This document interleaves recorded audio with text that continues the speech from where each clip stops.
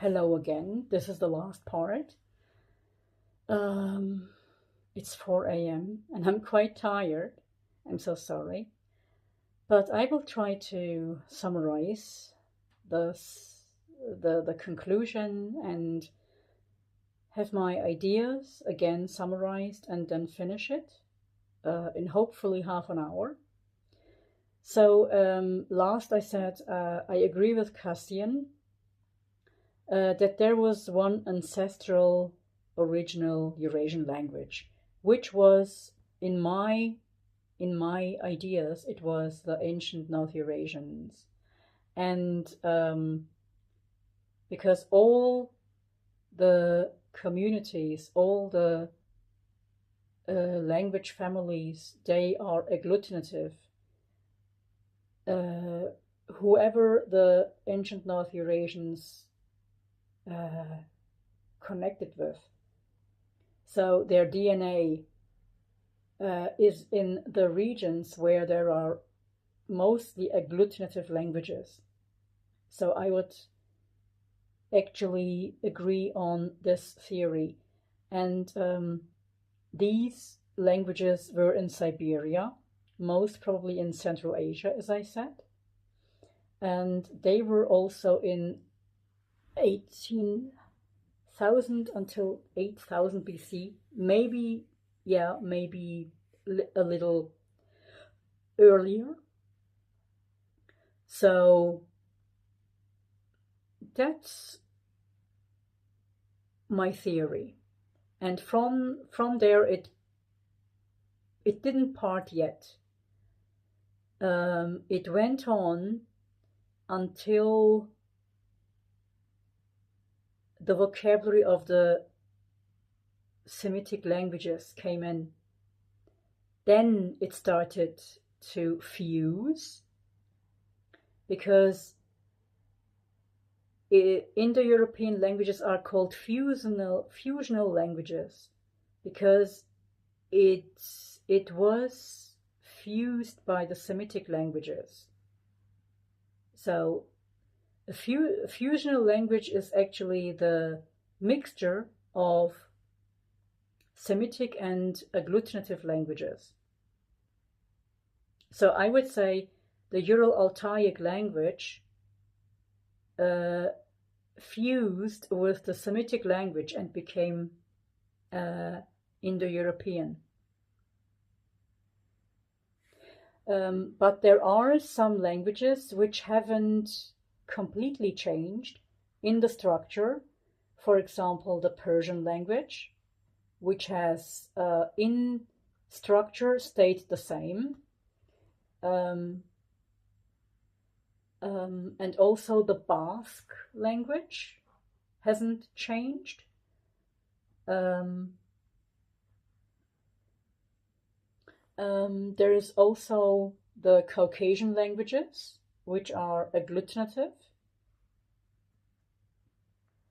And there was one more language, the Dravidian language, and I think also the Indian language. I heard that Indian has 4 language families. So if you take the agglutinative part of India and the ones with agglutinative languages, so we can say then Indian with agglutinative languages is also, no, not with agglutinative languages, Indian with the subject, object, verb part is actually original in structure, but has come to a fusion. But it has still the structure like Persian, let's say. That's what I think. So, but of course, I have to make a research on the Indian languages. So yes, and then we can say that not Proto-Indo-European, but the proto-language of both Ural-Altaic and Proto-Indo-European was the ancient North Eurasian people's language. The Kurgans was ours. The Kurgans was Ural-Altaic. And most probably the ancient North Eurasians made the first Kurgans. I mean, Kurgan-like structures, maybe tumulus, etc., etc. And then later the Turks developed the tumulus by making Kurgans. So that's possible. Here we have the other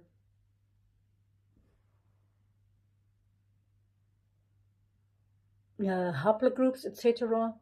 So I'm skipping this because we talked about it. So here we have haplogroup F, and talking about haplogroup F, which comprises all the Eurasian haplogroups, it says here.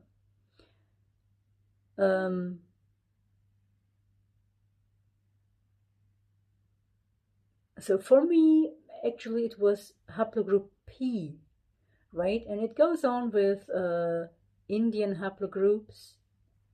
I'm skipping this. Southern European haplogroups. They were very much in contact with the Semitic languages. With the Levant, it says here. Very interesting. It says here, the Neolithic expansion from the Levant through Anatolia and less from the steppe migration, which was perhaps responsible for the Indo-European expansion of languages in Europe. So that's according to Haag. I'm skipping this, as I said, because I have to go to bed.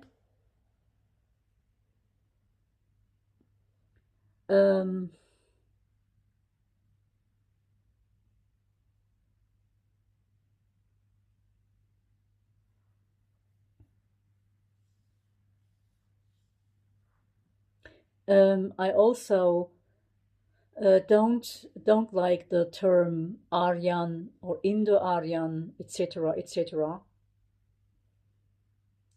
As much as Yamnaya is another term that I don't like, and the other term is Indo-European.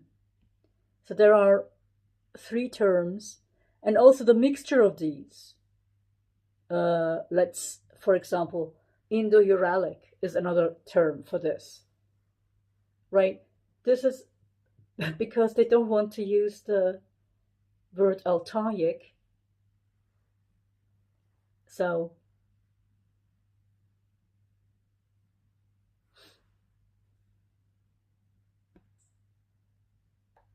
now, there was another study which says the two South European populations, which is Toscana in Italy, where the Etruscans went, and the Iberian population in Spain, are the closest neighbors of North Indian populations outside India. If you consider northern India, it is actually not northern India, but is Central Asia.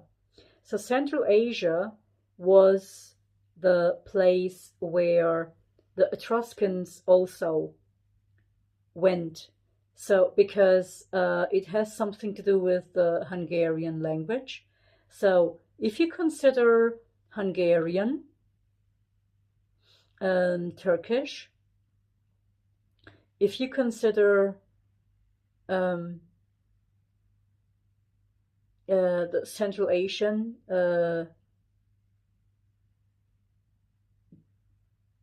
geography, and the phenotypes of the Etruscans, so you can actually see that these people went to Anatolia. But before that, of course, they came to Anatolia through most probably the Ural Altais. So they were actually a Central Asian population. So I have to finish this. One thing that I have to mention, there are 2 pages left.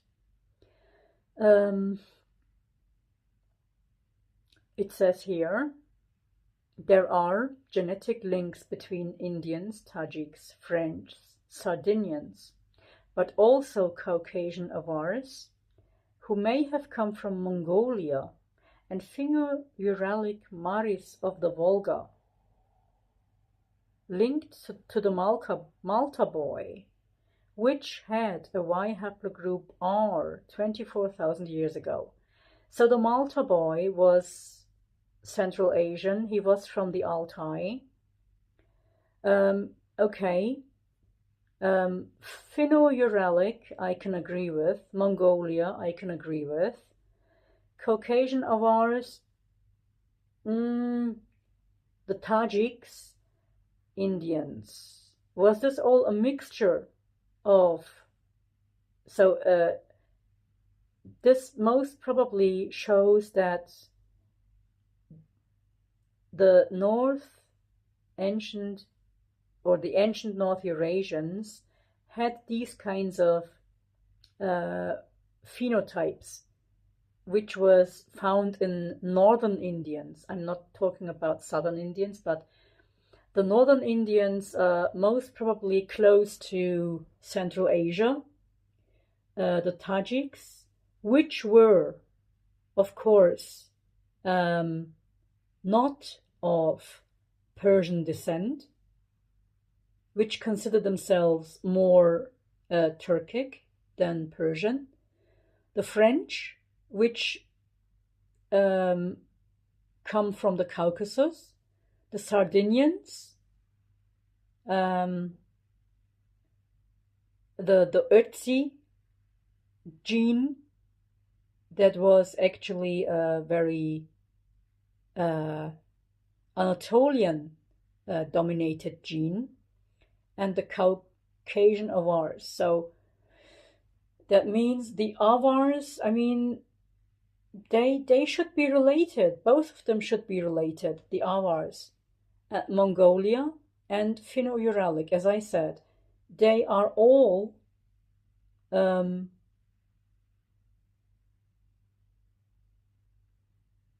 related to Malta boy. If Malta boy is Y haplogroup R, so this means in those times there was already a proto-Turkic identity and let's say a common identity which was formed in the Ural, in the Altais, together with Caucasus, with American Indians, etc., etc. And most probably maybe also a common spirit of identity. That's what I can say. A common origin. So this was not a trans-Eurasian language, but it was the ancient North Eurasians, as I said, which first had the identity of a mother goddess, of belief, of a common belief, of a certain rootness. Not rootlessness, but rootness. And let me finish with the conclusion here, and then I want to wish you a good night. So, all things considered, we can say then, linguistically, genetically, historically, the things that I said, they actually are, I picked them up and made a certain statement, a critic. Sometimes I agreed with the PDF, sometimes I disagreed, I corrected it. And also the belief systems, the common belief. It says here, it shows that the Indo-European languages stemmed from an ancient Eurasian original language. So it originated in Central Asia. This is very well formulated, and expanded from this region with agriculture and pastoralism. So pastoralism was the Turkic communities. Agriculture was more mother goddess. Pastoralists were more the males. That's what Edward Wider said. So, very, very important what he said. The pastoralists are the Turks. That's what he said. So, 20,000 years ago, never forget that. Agriculture was in Anatolia. Pastoralists, all the other communities that were around Anatolia. So, the pastoralists in Siberia, they went to Anatolia. They mixed with Çatalhöyük. So, the hunter-gatherers, Göbekli Tepe, they mixed with, most probably, the ancient North Eurasians. So, continue. Okay, this means that the homeland of the Indo-Europeans is in Central Asia. And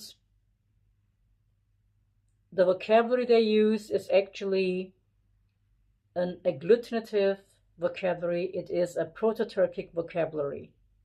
So this brings the common idea that the Ural-Altaic languages are the oldest languages. It is the oldest language family, and we should make it live. We should keep it alive if we are really rooted. If we want to stick to our roots, we have to protect this language family. And with globalization, I think this is not good. I mean, we should protect this language family, and everyone should learn Hungarian and Turkish, even Persian, Indian, maybe Dravidian as well, and Russian maybe, because I think the oldest Indo-European language is Russian.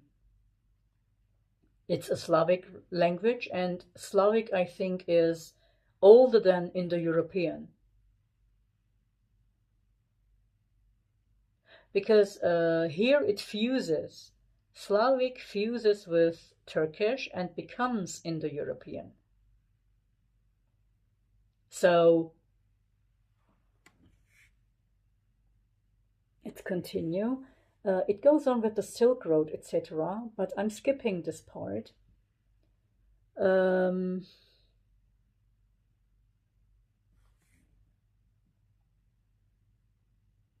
Because we actually summarized it, the homeland.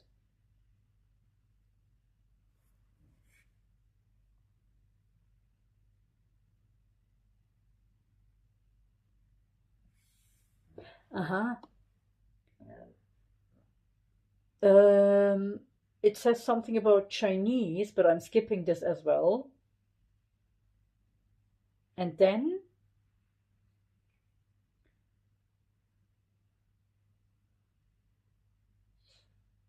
Okay. It mentions that the Celts have something in common with Old Chinese. Okay.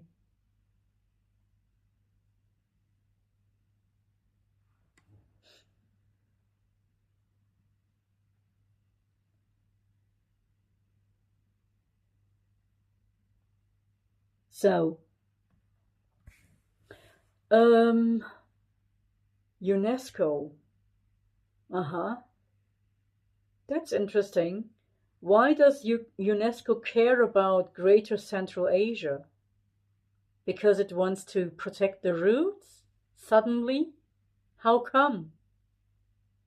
I mean, in a world where actually roots don't play a problem, everyone tries to be superior, and the oldest roots that you have are trying to be assimilated.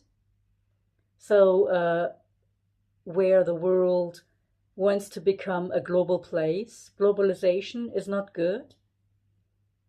So why would you like to protect your roots then? Your ancestors' roots? Actually, this place is the Turkic homeland for all the ancestor languages of our descendants. So our descendants, the Kazakhs, the Turks, Turkmens, all this area, the Tarim Basin, the mummies, and everything points to a Proto-Ural-Altaic common root. It is the oldest language family, as I said, which gave way, which served all the language families later on. Protect these words. Learn the Ural-Altaic languages and try to protect these languages instead of spreading Indo-European, instead of connecting everything to Indo-European, and instead of spreading Semitic languages around, because Semitic languages are complex. They are, as I said, they are fusing the agglutinative languages into fusional languages. So languages that have fused are not pure anymore. The purest families were the agglutinative families. Semitic languages spoiled them, and they became Indo-European families. That means the fusional families are, for me, the Indo-European language families. I find it different. I think Persian and Indian has still the root, but they have to consider themselves agglutinative. I mean, one part of Indian, because, you know, India consists of billions of people. So, of course, it is impossible to do this, but most probably India started out with an agglutinative language because it has the subject, object, verb structure. And Persia was very much under the effect of Semitic influences, most probably of the Jews and the Arabs. So if Persia is clever enough to go back to its roots, to the agglutinative languages, and to think like that, it can become Turanian again, but it has lots of fusions. It has become lots of fusional things, lots of fusional elements in the vocabulary, and that's why it is so close to Indian. It is so close to the European language family, Greek, etc. Most probably it got into much contact with Greek language. You can take vocabulary, yes, but you have to protect your language. It is the same with Turkish. So I would recommend the young generation, please don't spoil, don't fuse your language. If there is vocabulary that can be used globally, use it, take it. But if there is no equivalent in your mother tongue, I always say this to my students, don't spoil the language, because the languages that are in Europe now are the spoiled languages. They are not the original North Eurasian language anymore. They aren't agglutinative anymore. So the ones that are really rooted, the ones that have actually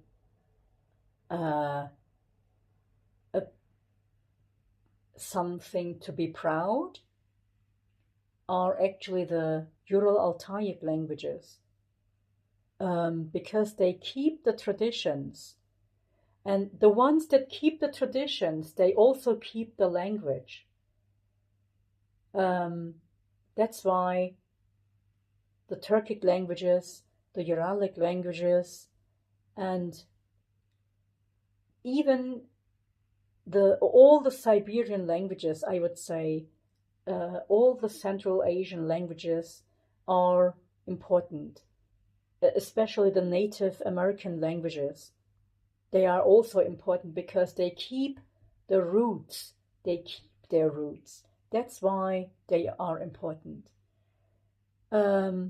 Please don't fall for the Indo-European myth. Please try to go back to the agglutinative languages that Indo-European used to have before the fusion. Try to learn Persian. Try to learn Turkish. You will see the connections. You will see the relativity. They are all related.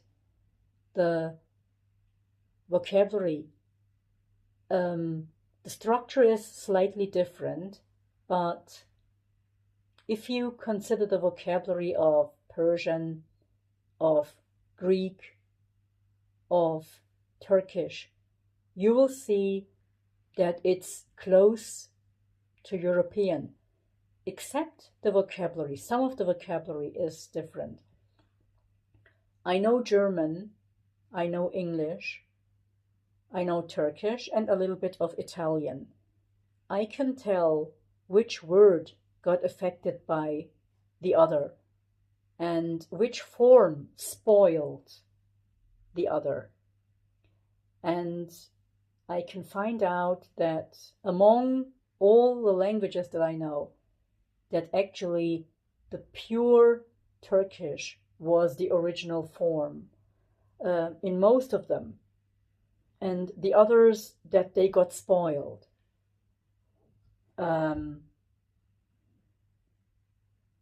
You can see this in Sumerian, that Sumerian starts getting spoiled by the Semitic effect.